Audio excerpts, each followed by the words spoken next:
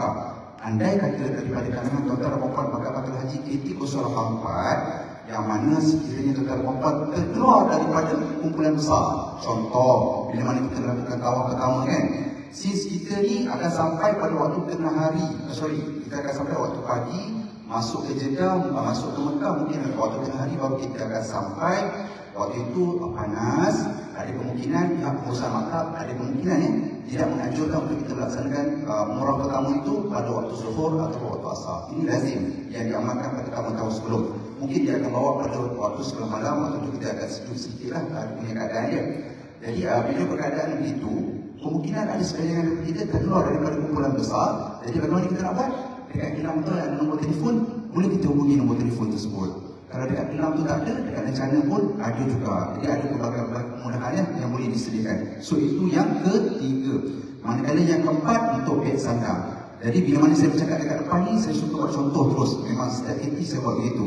Boleh tak saya pinjam Tuan Haji beg sebab saya nampak dia macam sini sangat ambil ni. Okey. So berkaitan dengan beg kita kalau buat, ini adalah beg sandang.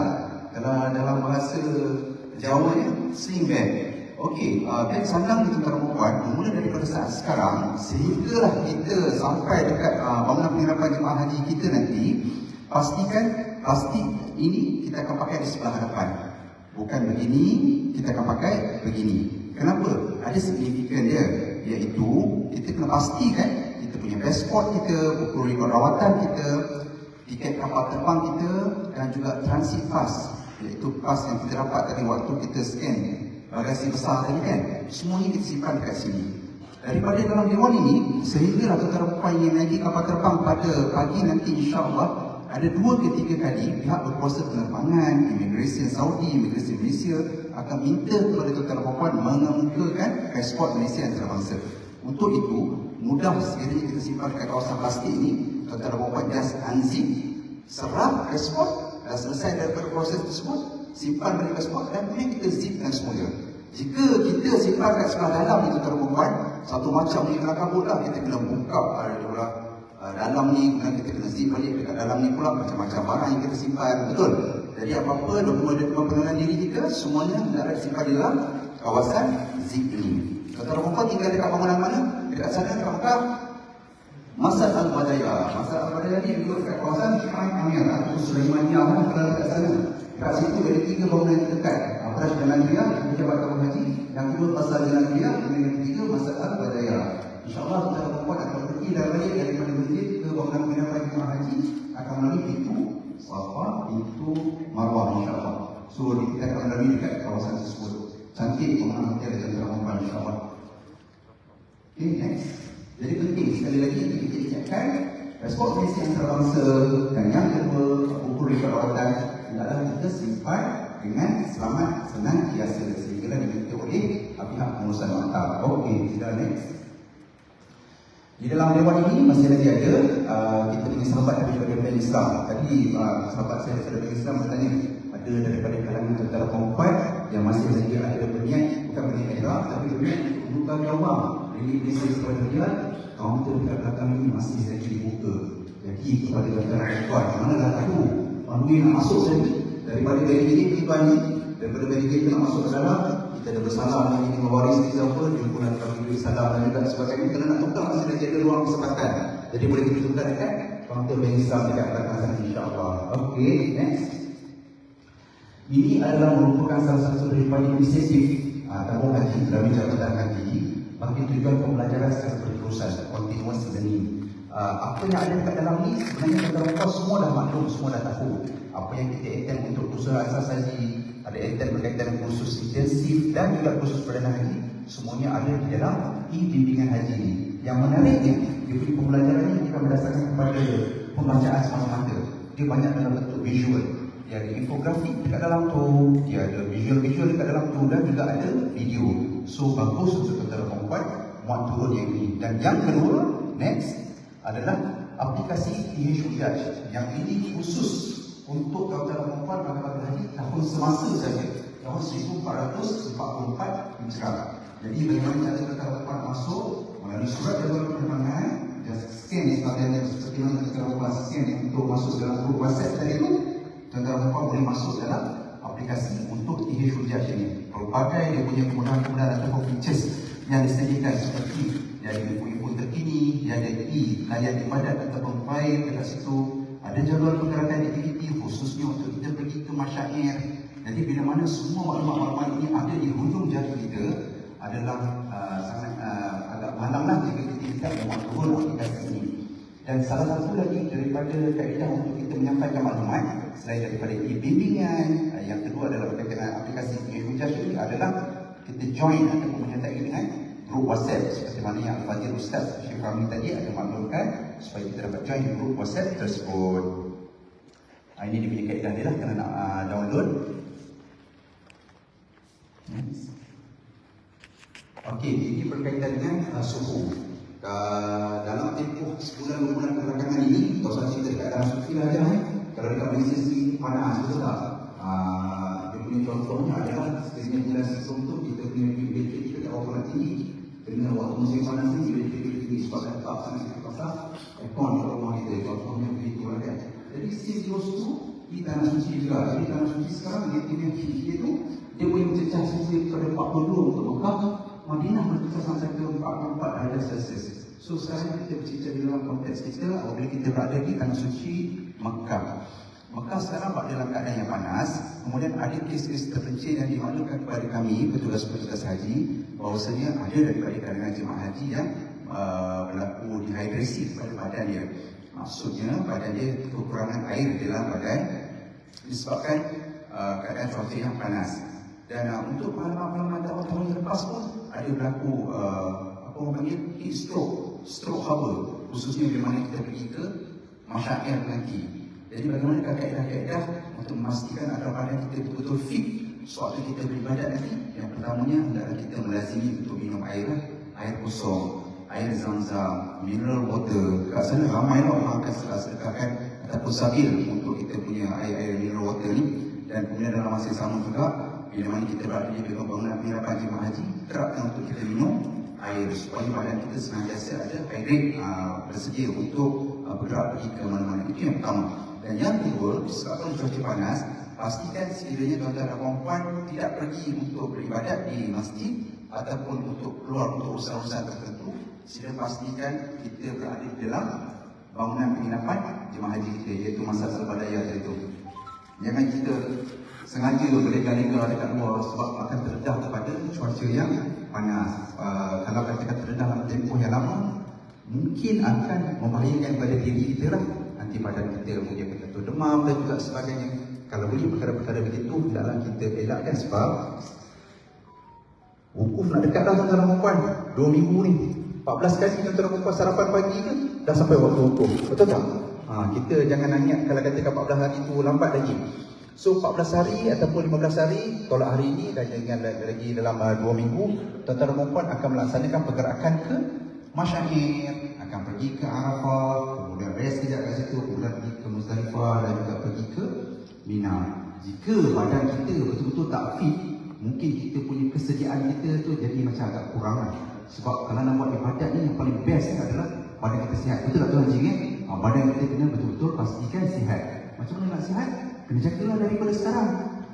Kita kena banyakkan minum air kosong. Kalau nak makan tu, makan buah tu kita basuh terlebih dahulu. Makan jika diberikan oleh petugas-petugas untuk makan tengah hari dan malam, pastikan makan dalam kadar yang segera, jangan intim simpan terlalu lama. Kalau kita beli makanan-makanan yang berada dekat luar tu, pastikan makanan tu bertutup. Ini adalah antara kaedah-kaedah asas bagi memastikan apa yang kita konsum dalam badan kita betul-betul bersih. Kemudian dalam masa yang sama, bagaimana kaedah untuk kita menjaga kesihatan kita. Dan bila mana disebut berkaitan dengan masyarakat ini, hendaklah kita pastikan selain yang telah pun dirancang oleh pihak tabung haji berkaitan dengan aktiviti ataupun program ibadat, pastikan tuan-tuan dan puan pun ada agenda tersendiri bagaimana kaedah untuk kita beribadat. Mungkin kita dah boleh, kalau sebelum-sebelum ni kita tahajud mungkin selang sehari, mungkin pada kali ini kita kena buat tiap malam lah, contoh macam tu kan.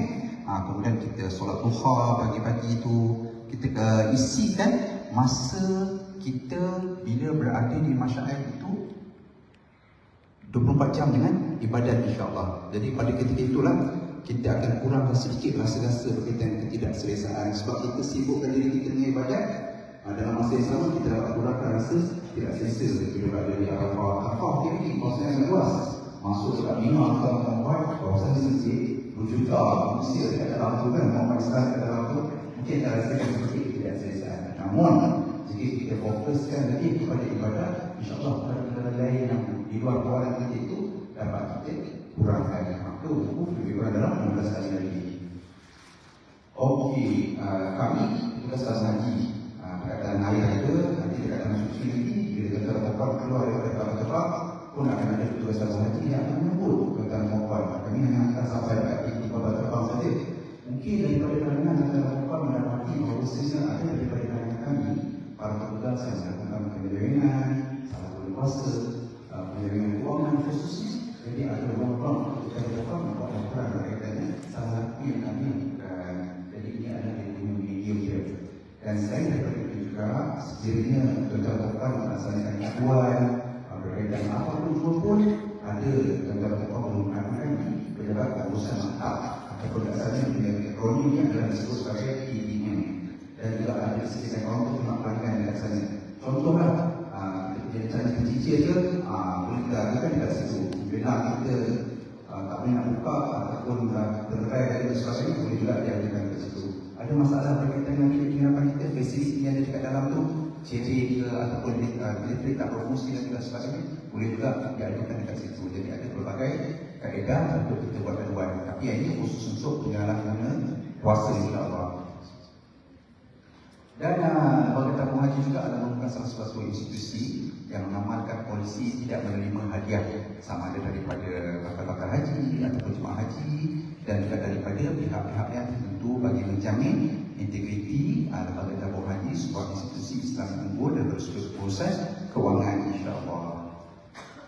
Okey, semua dah join ke grup JT084 ni? Dah ramai dah tidak? Kalau tengok dalam tu dah ramai dah dah ramai dah. Maksudnya dekat Sabah pun dah join, tentara Mokon kat sini pun dah menyertai grup ini. Jadi grup ni dia punya bagusnya adalah tentara Mokon tak boleh nak bertanya pada kami dia boleh salurkan maklumat. Kalau tentara Mokon boleh tanya bangsa kami, tak ada kerja lain yang nak buat kan? Kami nak kena jawab satu-satu kan. Ini baru satu KT, satu maktab lebih kurang dalam 8 ke 9 KT macam tu. Jadi dia lebih kepada satu hanya punya komunikasi ataupun one way communication. Sampai dekat sana nanti pihak pengusaha maktab akan mengucapkan selamat datang dalam grup tu. Jadi dekat situ nanti dia akan bagi tahu kepada tentara Mokon dekat mana tempat berkumpul untuk melaksanakan tawaf atau umrah yang pertama. Dan kemudian dia akan maklumkan dekat mana lokasi untuk tentara Mokon mengambil kek-kek makanan, dekat mana tempat untuk mendobi, dekat mana klinik, dekat tingkat mana yang akan diadakan, surau dekat mana, dan kemudian aktiviti-aktiviti yang boleh tentara Mokon laksanakan sepanjang berada di Mekah. Jadi baguslah kalau ada grup ni.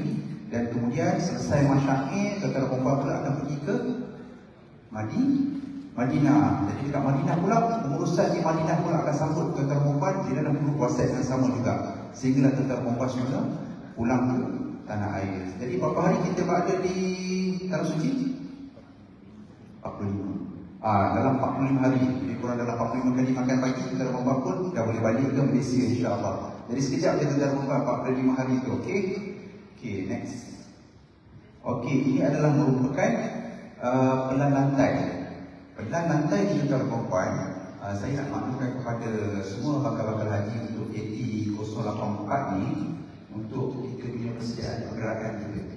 Daripada sini sampai kita menuju ke lapangan terbang antarabangsa Kuala Lumpur. Okey, seperti mana yang saya boleh maklumkan soal awal tadi, pengumuman awal tadi pun kita maklumkan kepada tuan-tuan dan puan-puan bahawasanya ini adalah merupakan dewan administrasi terakhir sebelum kita bergerak ke lapangan terbang antarabangsa Kuala Lumpur ataupun KLIA. Dalam dewan ini tuan-tuan, selesai saja taknak daripada saya, maka Fadil Ustaz akan memimpin bacaan doa untuk gerakan kita menunaikan fardu haji. Dan kemudian yang kedua akan disusul oleh tahunan azan yang telah pun kita pilih bila lalu kalau tak salah saya katakan ada orang kira macam ni kan kelas. So ini adalah apabila azan pun dilakukan, maka maka kita akan melaksanakan gerakan keluar baris demi baris. InsyaAllah kita ini lebih kurang 153 bakal lagi, maka kita akan menggunakan 5 boras, 4 boras sempurna, 1 lipas yang mesra dengan kursi roda.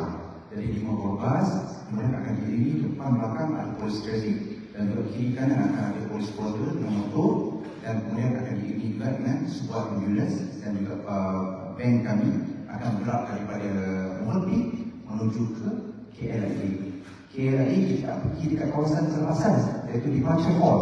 Kita akan pergi terus ke kawasan Satellite Building, iaitu pelepasan antarabangsa.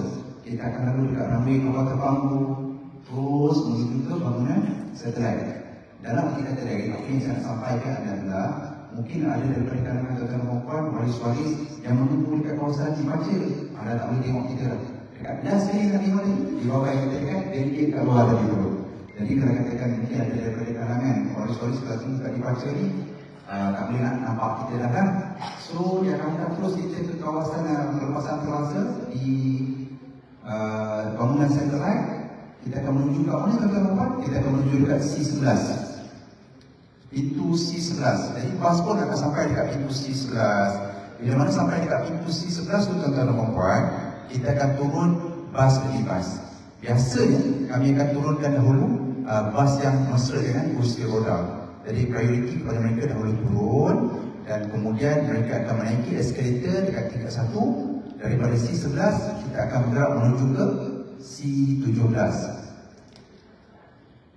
Menyebut pasal bas ni tuan-tuan dan puan, ini pesanan mesra. Kalau nak ikut bagus, kalau tak ikut pun tak apa. Dekat sini kita tak boleh nampak lagi dia punya kesan besar dia.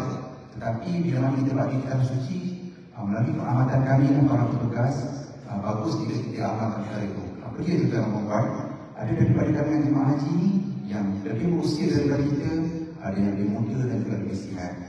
Jika kita yang sihat, muda, naik bas dahulu, pastikan kita elakkan daripada duduk kursi-kursi di sebelah hadapan. Sebab kita mau fikir bahawa seni kita keluar ni secara berjamaah, bagusnya untuk kita pilih kursi-kursi di sebelah belakang, dan kita mengutamakan kepada bakal-bakal haji yang lebih memerlukan untuk pergerakan yang sedikit supaya lebih mudah untuk duduk di sebelah hadapan dan kita boleh duduk di sebelah belakang. Jadi tuan-tuan puan boleh mula daripada malam ini lah.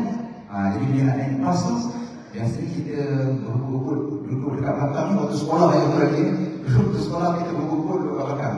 Dan sekarang kita berebut-rebut duduk kat depan. Itulah tuan-tuan puan, ini sekarang pesanan. Kalau tak buat pun tak apa. Tapi kalau buat adalah bagus, insyaAllah Allah SWT akan memudahkan segala urusan kita juga.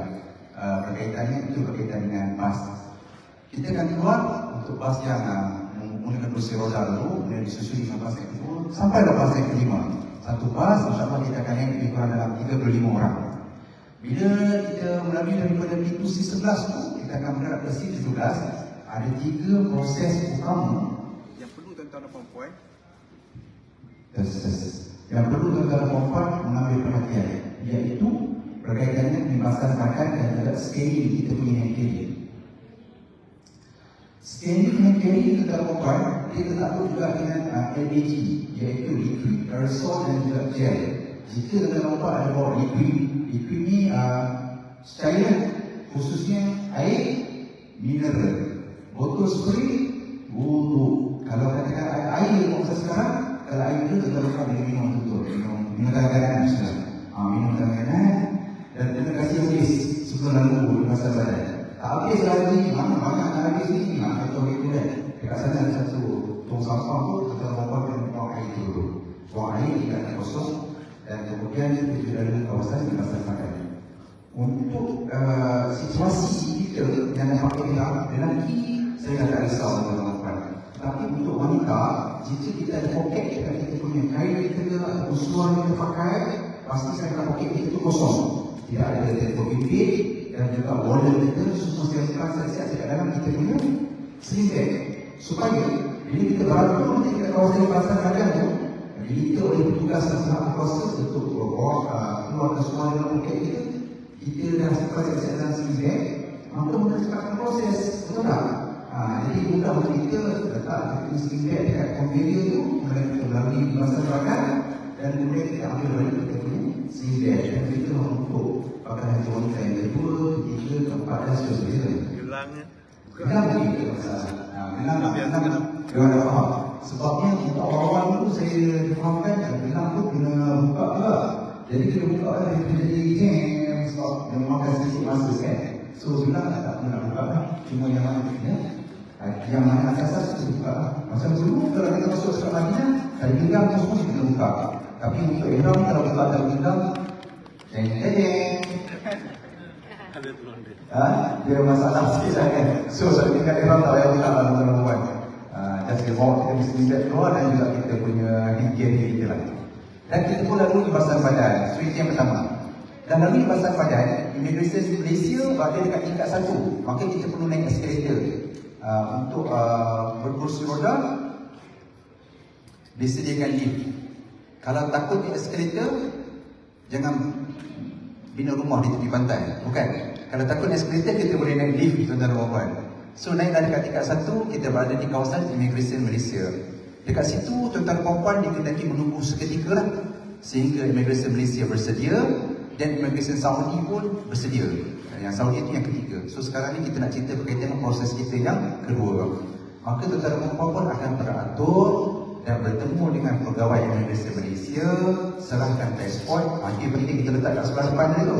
Kita buka, serahkan pasport, dan kemudian dia akan chop dekat tinggi pasport itu keluar daripada negara kita, yakni Malaysia, dan dia pun chop, kemudian dia akan serahkan kembali pasport kepada kita. Kita masuk di dalam, kita kena sehingga boleh dan kita simpan dengan selamat. Selesai saya tulis Malaysia, kita akan berjalan depan sedikit, lebih kurang dalam 10 meter begitu. Rakan-rakan saya, Zida ada dekat depan ni, dan juga rakan-rakan dekat belakang tu, mereka akan scan tuan-tuan dan puan punya rencana. Mereka akan scan tuan-tuan dan puan punya rencana. Jadi tuan-tuan dan puan dalam bentuk rencana tu, dia akan scankan dekat barcode dekat bawah yang ada garis-garis tu, dia akan scan. Apa tujuan tuan-tuan dan puan? Untuk memastikan 153 yang keluar daripada Dewan ini dan juga 153 juga yang akan masuk ke dalam B selepas daripada laksanakan Immigration Malaysia.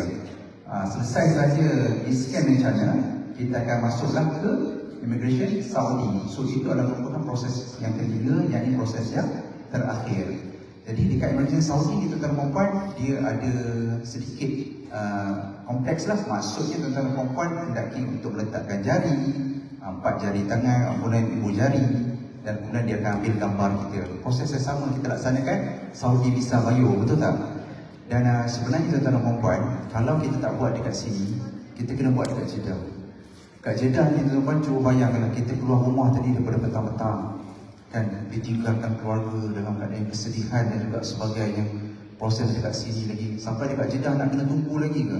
Jadi atas inisiatif daripada kerajaan Malaysia dan kerajaan Saudi, salah sebuah negara yang telah terpilih untuk melaksanakan makhluk ataupun pre-clearance ini adalah negara kita, Malaysia. Ini adalah merupakan satu kemudahan yang disediakan khusus untuk semua bakal-bakal haji daripada Malaysia. Jadi buat siap-siap lah, Immigration Saudi itu dibuat datang ke Malaysia. Selesai saja Immigration Saudi, tuan-tuan dan puan, boleh turun kembali dekat menggunakan eskalator ataupun lift. Maka dekat bawah tu tuan-tuan dan puan boleh berehat, boleh ke tandas, boleh pergi ke surau. Surau tu ada hamparan sajalah, hamparan permaidani. Dan juga yang penting sekali adalah disediakan makanan yang panas untuk tuan-tuan dan puan dekat situ, insya-Allah. Mungkin sekarang ni tuan-tuan dan puan dah rasa lapar, betul tak? Tadi nak tinggalkan keluarga, makan kata Allah nak lalu lah kan? Sama dengan saya pun sama juga lah, tinggal keluarga kita pun jadi macam sedih, nak makan kita Allah nak makan. Tapi insyaAllah sampai kat sana dia disediakan air panas, ada teh tarik, ada kopi O, ada teh O. Semalam kami dah test, sedap. Ada nasi goreng, ada bihun, teh tarik dia pun kurang manis. Yang macam biasa kita minta kat kedai tu, pun ada juga dekat situ insyaAllah. So kita akan tunggulah sehingga petugas penerbangan mengumumkan pergerakan tuan-tuan dan puan untuk menaiki pesawat. Jadi dia akan panggil baris demi baris. Pertamanya dia akan panggil baris 1 hingga baris 10. Tuan-tuan dan puan boleh tengok boarding pass. Okey, tiket kapal terbang kita. Okey, dekat tiket kapal terbang ni dia ada zone E contoh. Macam tu aja kita zone E, seat 21D.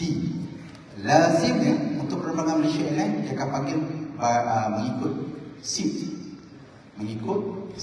So dia akan panggilkan daripada tempat 21 hingga 10 penumpang tiket daripada baris 1 hingga 10, sila menaiki pesawat terlebih dahulu. Saya cakap ni dah lembut dia tuan-tuan dan puan, tapi dengan suara tukang penerbangan lagi lembut daripada saya dia punya cakap. So yang mana baris 1 hingga 10 boleh bangun dulu lah. Baris 11 jangan dah bangun. Contoh-contoh kan, supaya pergerakan kita tu lebih lancar. Dan kemudian dia akan panggilkan daripada baris yang ke-44 sampai daripada baris yang ke-11. Dia akan masuk yang belah depan dahulu, kemudian dia akan masuk dekat kawasan ekor pesawat dahulu sampai ke kawasan ke tengah. Daripada situ nanti kita akan panggil baris demi baris. Harapnya untuk tuan-tuan dan puan bersisi lagi awal lah. Contoh, bila mana kita berada di kawasan sendiri, kita sudah makan, kita sudah minum dan juga sebagainya. Bila kita minum dan susu, maka kita berpuan perlu sisilah untuk kita tandas terlebih dahulu ke buku dan juga yang lain-lain.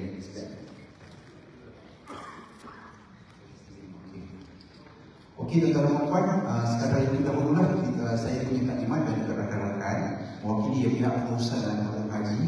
Kami mendoakan kesejahteraan tuan-tuan dan puan di 084 pada hari ini, dan semoga tuan-tuan dan puan semua mendapat haji yang mabrur insya-Allah. Jadi pergerakan kita ni adalah merupakan pergerakan secara jemaah yang besar ya. Jadi ada kemungkinan ada berlaku sedikit ketidakselesaan dan juga sebagainya. Diharapkan kepada tuan-tuan dan puan dapat dirediakan dalam keadaan sendiri.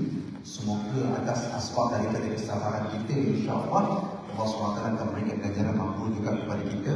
Semoga tuan-tuan dan puan selamat pergi dan juga selamat pulang. Untuk itu, saya mengakhiri taklimat saya dengan ampun dan maaf sekiranya ada daripada tuan-tuan dan puan mungkin saya terkasar bahasa dan juga sebagainya. Mohon maaf kepada tuan-tuan dan puan semua, insya-Allah. Dan kami juga akan mengiringi tuan-tuan dan puan sehingga kepada airport nanti. Untuk itu, saya jemput kepada Fadil Ustaz Syed Fahmi untuk memimpin bacaan doa. Silakan Ustaz.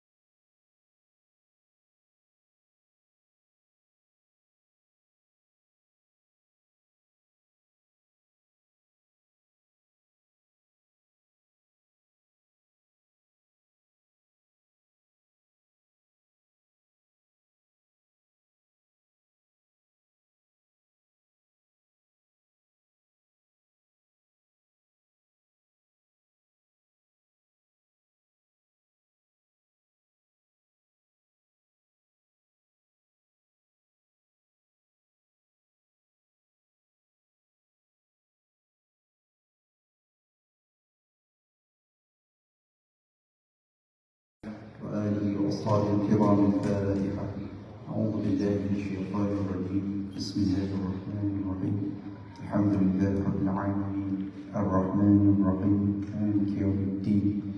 إياك نعبد وإياك نستعين. اهدنا الصراط المستقيم صراط الذين أنعمت عليهم غير المغضوب عليهم ولا الضالين. آمين. بسم الله الرحمن الرحيم. الحمد لله رب العالمين والصلاة والسلام على أشرف الأنبياء والمرسلين وعلى آله وصحبه أجمعين. اللهم يا رحمن يا رحيم, segala puji bagimu ya Allah. Sesungguhnya kami dengan rendah diri dan menadah tangan kepadamu ya Allah pada hari ini, pada malam ini, meraihkan sedikit kesyukuran kami kepadamu ya Allah, kerana kami semua terpilih daripada kalangan ribuan malah jutaan umat Islam sebagai tetamu ke tanah suci untuk menyempurnakan ibadah haji dan umrah serta menziarahi Baitullahil Haram dan Rasulullah sallallahu alaihi wasallam. Kami sedar dan kami insaf ya Allah, walaupun ini semua diatur oleh manusia, tetapi pada hakikatnya Engkau lah ya Allah yang memilih dan menjemput kami ke sana. Allahumma ya Rabbi as-Salim. Kini tiba masa kami berangkat pergi ya Allah, pergi meninggalkan kampung halaman dan anak cucu, meninggalkan saudara-saudara, jiran tetangga dan juga sahabat pandai bagi melaksanakan kita maupun Islam yang kelima ini. Oleh demikian ya Allah, kami mengangkat sedikit permohonan dan harapan agar Engkau kurniakanlah segala kesejahteraan dan keselamatan sepanjang perjalanan kami. Jadikan ya Allah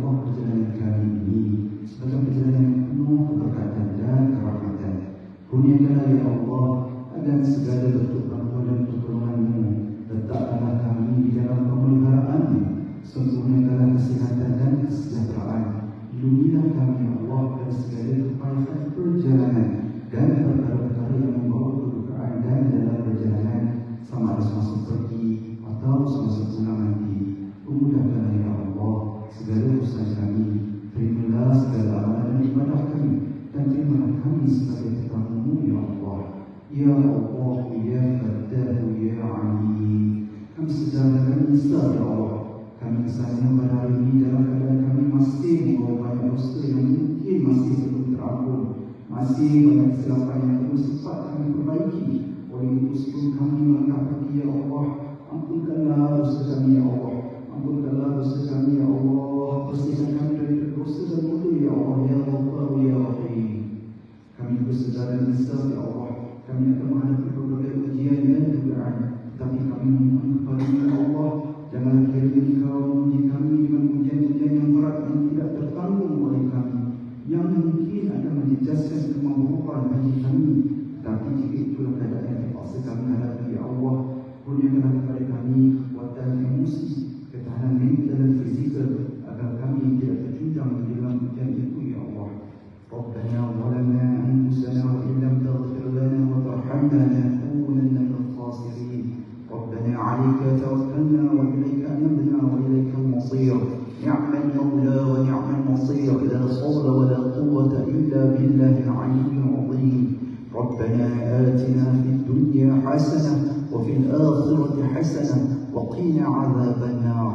وصلى الله على سيدنا محمد وعلى آله وصحبه وسلم والحمد لله رب العالمين. آمين يا رب العالمين.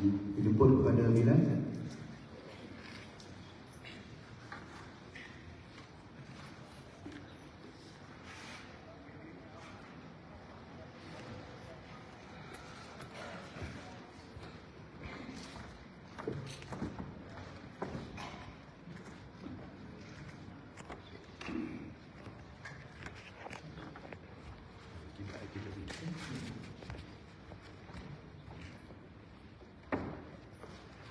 الله أكبر الله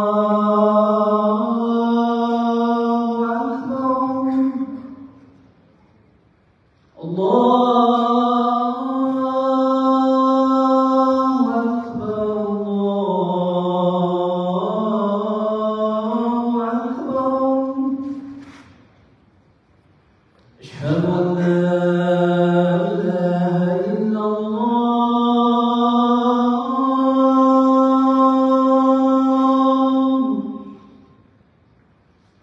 أشهد أن لا إله إلا الله.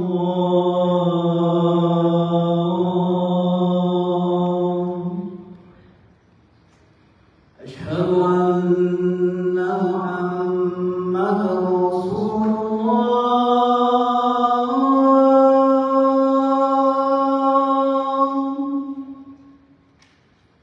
أشهد أن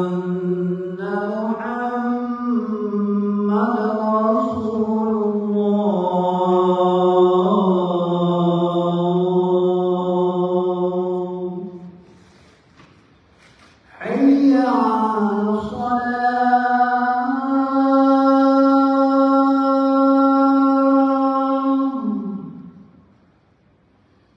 حي على الصلاة.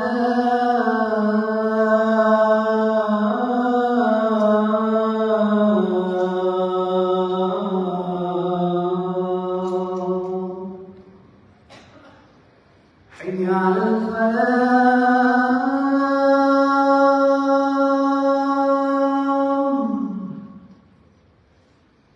حي على الفلاح.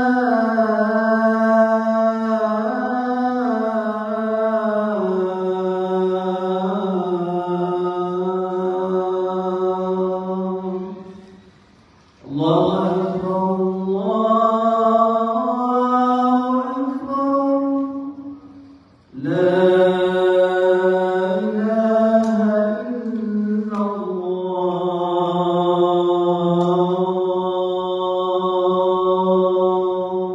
لا إله إلا الله محمد رسول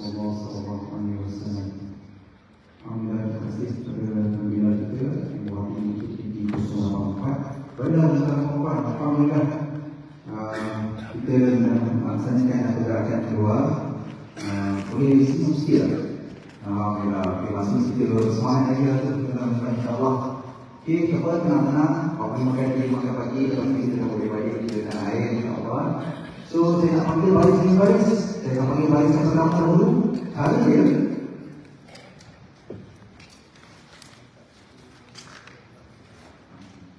Cara dia adalah kita semua bangun, kita keluar dari sitas dulu.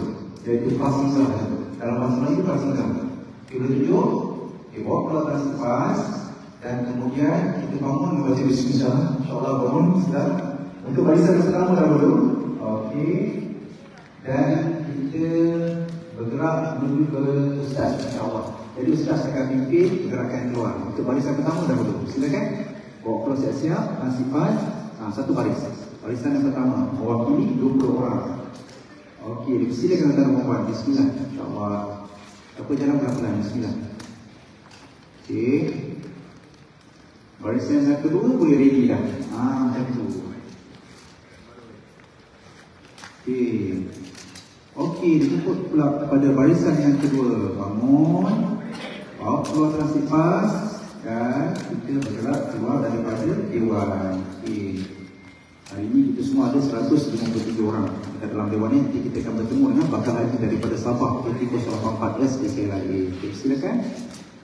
Okay, baris ketiga dah boleh bersedia. Bawa keluar transipas. Bangun.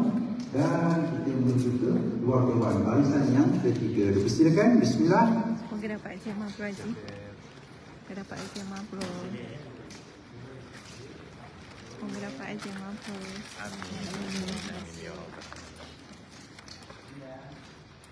Okay, barisan yang ketiga sudah kan? Okay, barisan keempat, Masya Allah. Belum cakap dah apa-apa. Tuan-tuan memang positif. Saya sabit. Okey, bismillah. Silakan tuan-tuan. Bismillah. Okey. Dua baris dua baris. Banyak berjalan sikit lah dia malam ni. Sebelum sampai ke KL lagi nanti insyaAllah. Okey, baris keempat. Silakan. Semoga dapat jemaah Haji. InsyaAllah.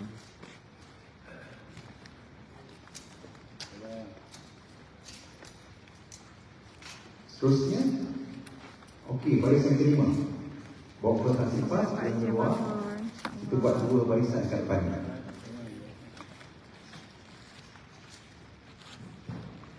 Semoga dapat jemaah Haji. InsyaAllah. Semoga dapat jemaah Haji. InsyaAllah. Dua baris InsyaAllah.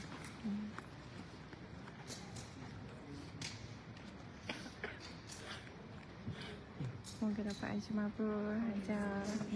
InsyaAllah. Okey, dua baris. Maaf.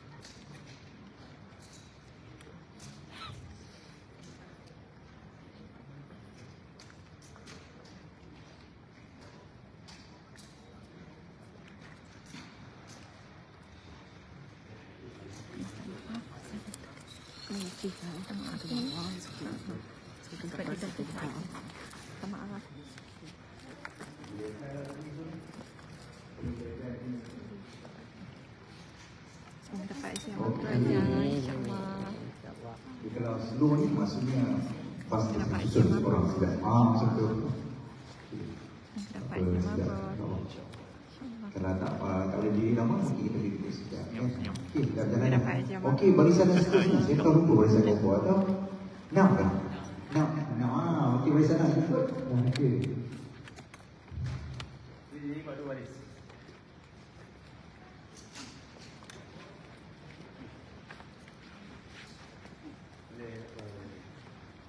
Okey, barisan yang keenam silakan. Bawa keluar transipas. Okey, okey. Sudah jadi.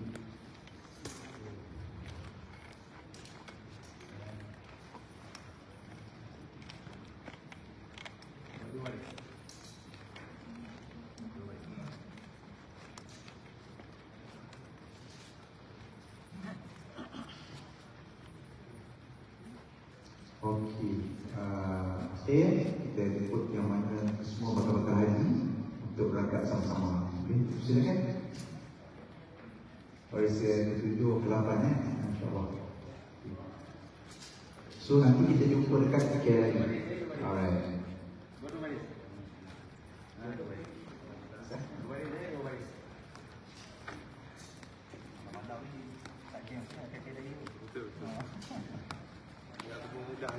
tu?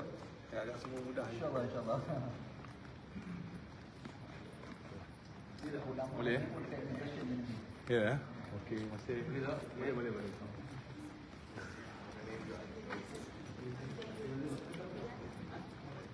Semoga dapat ajar makhluk, insyaAllah. Pada pegawai Islam mengucapkan terima kasih atas perkhidmatan kepada perempuan yang tidak putus-putus menyantuni jemaah haji. Jumpa esok insyaAllah. Terima kasih. Semoga dapat ajar makhluk, insyaAllah.